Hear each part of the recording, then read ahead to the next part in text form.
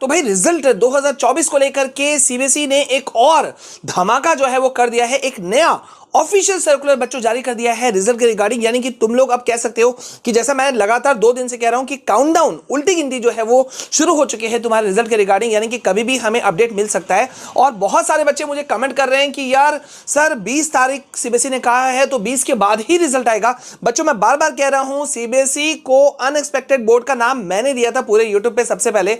तो भाई unexpected board है, that means anything they can do. लेकिन अभी जो स्टेप सीबीएसई उठा रही है ना वो रिजल्ट के आने का इशारा कर रहे हैं। सुबह से मेरे पास कमेंट्स आ रहे थे कि सर रिजल्ट क्या कभी भी आ सकता है, आज आ सकता है, कल आ सकता है। तो बच्चों देखो अभी सीबीएसई ने एक और सर्कुलर जारी कर दिया है। क्या सर्कुलर है? जल्दी से आप लोग पहले चैनल को सब्सक्राइब कर लो भैया, क्योंकि क्लास 9, 10, 11, 12 2025 वाले जितने भी हैं, अब तुम लोग 10 से 11 जा रहे हो ना, तो जल्दी से सब्सक्राइब करके रखो क्योंकि यहां पे मैं तुमको सारे अपडेट्स दे रहा हूं। देखो अभी से मैंने तुमको बता दिया कि तुम्हें मतलब कैसे स्कोर करना है, तुमको जल्दी से बस इन वीडियोस को देखने हैं। ठीक है, सारे नोट्स सब कुछ फ्री मिलेंगे, एब्सोल्युटली फ्री। तो यहां पे जल्दी से देखो सीबीएसई का ऑफिशियल वेबसाइट। जैसे ही तुम मेन वेबसाइट पर आते हो यहां तुमको एक नया सर्कुलर देखने के लिए मिल जाता है। ये देखो ये नया सर्कुलर अभी से कुछ देर पहले जारी हुआ है। Information regarding verification of marks and related activities. क्या है ये सर्कुलर? तुम्हारे मन में क्वेरी आ रहा होगा। तो ये देखो ये सर्कुलर अभी से कुछ देर पहले जारी हुआ। ठीक है, और जारी होने के साथ ही में यूं कह सकते हो कि यार सारे अपडेट्स हो रहे हैं कि अब रिजल्ट आ रहा है। पहले तो डिजी लॉकर पे इंफॉर्मेशन आ गया। ठीक है, एक्सेस कोड जो सिक्योरिटी कोड है 6 डिजिट का वो भी सीबीएसई ने जारी कर दिया। ठीक है, और अब ये नोटिस, इंपॉर्टेंट नोटिस का आना मतलब रिजल्ट आने को है। ठीक है, ये तो मार्क माई वर्ड्स, आप तुम करके रख लो। तो ये क्या है नोटिस, जरा सा ध्यान दो।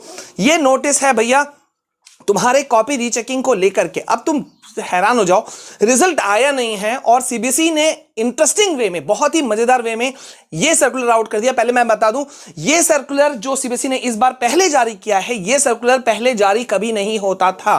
पहले कभी रिजल्ट से पहले कभी जारी नहीं होता है, रिजल्ट के बाद में आता है। लेकिन इस बार सीबीएसई जो है वो कोई मतलब एरर नहीं रखना चाहती है और इसी वजह से ये सर्कुलर आ गया। जल्दी से देखते हैं ये सर्कुलर क्या है। ये सर्कुलर है regarding evolution of answer books, मतलब कॉपी रीचेकिंग को लेकर के। ठीक है, तो यहां पे कहा जा रहा है कि there are several checks to ensure that the evaluation is correct and error free. देख रहे हो, मैंने तुमको कहा था ना कि सीबीएसई जो है वो गलती ना हो जाए इसलिए लगातार एररलेस रिजल्ट निकले, लगातार कॉपी रीचेकिंग कर रही है और यही चीज यहां इस सर्कुलर में लिखा हुआ है।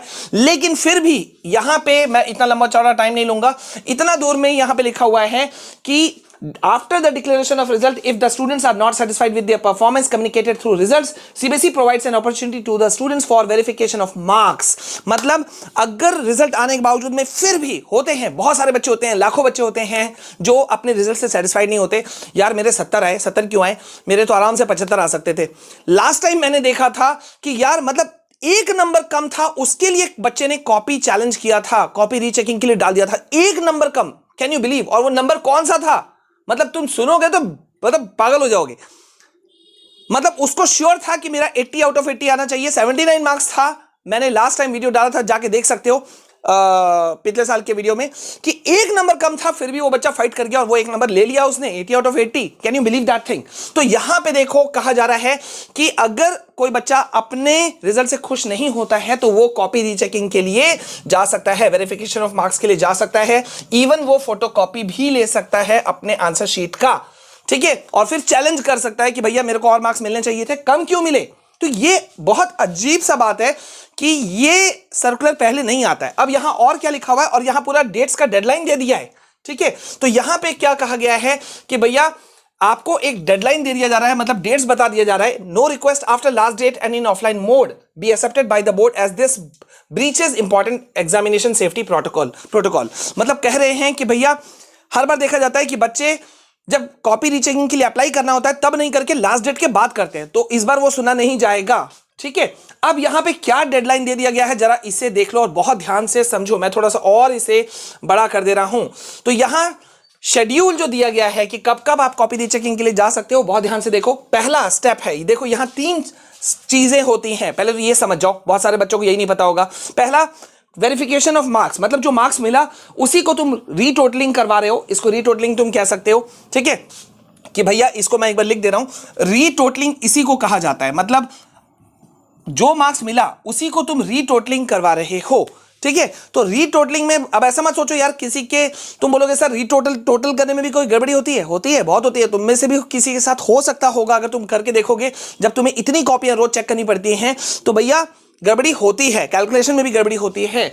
तो पहला स्टेप है ये। दूसरा स्टेप के अंदर में आता है जब तुम फोटो कॉपी ले सकते हो, मतलब जो तुमने कॉपी आंसर शीट लिखा था ना एग्जाम का, उसका फोटो कॉपी तुम्हें मिल जाएगा। और तीसरा, किसी पर्टिकुलर, जब तुमने फोटो कॉपी ले लिया और उसके बाद में तुम्हें लगा यार क्वेश्चन नंबर 5 में ना मुझे नंबर पूरे फुल मिलने चाहिए थे, मुझे सिर्फ 2 नंबर दे दिया, तुम चैलेंज करोगे तो उस क्वेश्चन का रीचेकिंग पे जाएगी सीबीएसई, और वहां अगर जायज पाया जाता है तो तुमको मार्क्स मिल जाएगा। तो ये है री एवेल्यूएशन। तो यहां पे कहा जा रहा है कि वेरिफिकेशन ऑफ मार्क्स जो तुम जाओगे ना, ये कब कब जाओगे, यहां कह रहा है कि रिजल्ट निकलने के चौथे दिन, 4th day from date of declaration of result. मतलब फर्ज करो, मान लो कि भाई तुम्हारा रिजल्ट जो है वो 10 तारीख को आता है, ठीक है, 10 तारीख को रिजल्ट आता है, 10th मई को रिजल्ट आता है, मान लेते हैं। तो रिजल्ट के चौथे दिन, चौथा दिन कौन सा हुआ, 14th। तो 14th तारीख को, 4 दिन बाद, रिजल्ट निकलने के 4 दिन बाद तुम अप्लाई करोगे किसके लिए, वेरिफिकेशन ऑफ मार्क्स के लिए। और ये कब तक खुला रहेगा, 5 दिनों के लिए ओपन रहेगा, till 8th day from date of declaration of result, ठीक है। 5 दिन के लिए तुमको अप्लाई ऑनलाइन ही करना पड़ेगा। ये तुम सीबीएसई ऑफिस नहीं जाओगे या तुम अपने स्कूल नहीं जाओगे, तुमको ऑनलाइन करना, और इसके लिए कुछ पैसे भी लगते हैं, तो वो सब बाद में बताया जाएगा, ठीक है। ओके, अब वो तुमने कर दिया। अब तुमने कहा यार नहीं मैं अभी भी सेटिस्फाइड नहीं हूं, अब तुम जाओगे कॉपी, फोटोकॉपी के लिए, ठीक है। फोटोकॉपी के लिए तुम जाते हो, तो फोटोकॉपी के लिए कब अप्लाई कर सकते हो, रिजल्ट निकलने के 19 दिन के बाद में, 19th day from date of declaration of result, 19th। अब 10 तारीख को रिजल्ट अगर निकला है, मान लेते हैं तो 10 + 19 29, मतलब 29 तारीख को तुम अप्लाई करोगे किस चीज के लिए, कॉपी, फोटोकॉपी के लिए, ठीक है। स्कैन्ड आंसर शीट तुमको मिलेगा, ठीक है। और ये कब तक के लिए अप्लाई मिलेगा, सिर्फ 2 दिन का मौका मिलेगा, 2 ही दिन के अंदर में तुम्हें अप्लाई करना है, ठीक है। और अगर फिर तुम 3rd स्टेप में जाना चाहते हो, रिवैल्यूएशन ऑफ आंसर शीट, तो फिर रिजल्ट निकलने के 24th डे, 24वें दिन के बाद, 10 तारीख को रिजल्ट निकला है, अगर मान लेते हैं तो 24वां दिन जोड़ लो, उस दिन से 2 दिन का गैप मिलेगा, 24 और 25वां दिन।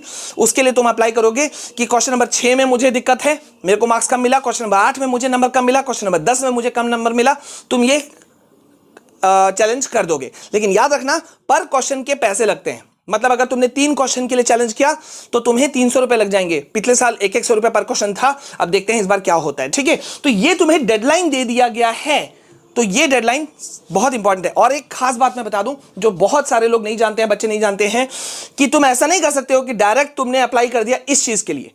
अगर तुम इन फ्यूचर जा करके कॉपी का, मतलब किसी क्वेश्चन का चैलेंज करना चाहते हो, तो तुम्हें पहले यहां जाना होगा, फिर यहां, मतलब इस स्टेप में ही जा सकते हो, ऊपर से नीचे डायरेक्ट तुम फोटोकॉपी के लिए अप्लाई नहीं कर सकते। पहले इसमें करना होगा, फिर इसमें करना होगा, और फिर इसमें करना होगा। मैंने बहुत क्लियर बोल दिया, इसलिए कंफ्यूज मत होना। और ये बहुत इंपॉर्टेंट सर्कुलर है जो जारी हो चुका है।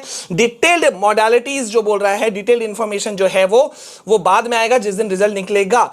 लेकिन ये उल्टी गिनती शुरू हो चुकी है बच्चों रिजल्ट के लिए। बहुत ही इंपॉर्टेंट अपडेट है ये। हो सकता है कि अब तुमको सुनने मिले, एक नया सर्कुलर आ जाए कि रिजल्ट आने वाला है, तो 20 तारीख को लेके रखो। जो लोग सोच रहे हैं वो सोच के रखें, लेकिन मैंने पहले ही कहा है किसी भी दिन आ सकता है, 2nd वीक और 3rd वीक, ठीक है।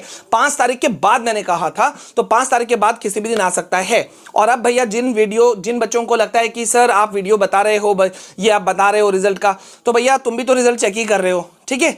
सो आई होप कि जिनको समझना था वो समझ गए, चाहे वो यूट्यूबर्स हो चाहे कोई भी हो, ठीक है। और यस यार, प्लीज अगर तुम चाहते हो हमारा साथ बने रहे, क्लास 9, 10, 11, 12, 10 से 11 जा रहे हो वहां भी, 12 से आगे जा रहे हो वहां भी, और नए बच्चे 9th वाले या 10th वाले या 11th या 12th वाले, प्लीज जुड़ जाओ। तुम्हारा अपना चैनल है, जल्दी से चैनल को सब्सक्राइब करो, लाइक करो, शेयर करो, ऑल नोटिफिकेशन ऑन करो। मिलते हैं नेक्स्ट वीडियो में, तब तक के लिए जय हिंद, वंदे मातरम।